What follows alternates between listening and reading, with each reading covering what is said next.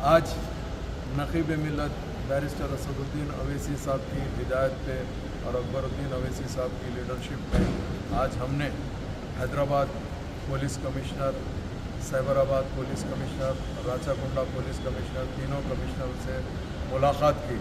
ये मुलाकात करने का मेन मकसद ये था कि चूँकि कल रमज़ान जैसे ही शुरू हुआ, रात में कुछ एरियो के अंदर पुलिस वालों ने होटल्स, शॉप्स, इस्टेब्लिशमेंट को क्लोज़ कर रहे थे, जिसके ऊपर कंप्लेंट आई।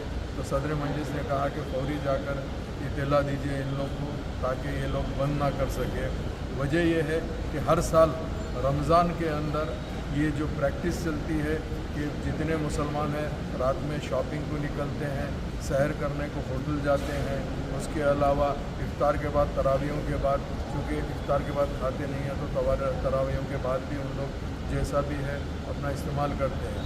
मगर किसी कन्फ्यूजन की तरफ से 17 फरवरी को एक मीटिंग हुई थी सेक्रेटरीट में, उसमें हमारे पार्टी फ्लोर लीडर जनाब अकबरुद्दीन अवैसी साहब ने क्लियर कट कह दिया था हुकूमत तेलंगाना को कि अब की रमज़ान में कोई डिस्टर्ब नहीं करना चाहिए, मगर किसी वजह से डिस्टर्ब हो रहा था, इसके लिए नुमाइंदगी करे। अभी कमिश्नर हैदराबाद, साइबराबाद और राचाकुंडा ने हमको एश्योरेंस दे दिया है इंशाअल्लाह आज से किसी को तकलीफ़ नहीं होंगी। तो इंशाअल्लाह ताला हम आपको ये इत्तला देते हैं कि आप लोग भी अपना कारोबार करिए, मगर लॉ एंड ऑर्डर प्रॉब्लम होने मत दीजिए, रोड को जाम ऐसा मत करिए कि जिसकी तरफ से लोगों को चलने फिरने वाला को। आप अपना कारोबार करते हुए पार्किंग वार्किंग ठीक से रखिए, कोई तकलीफ़ नहीं होगी।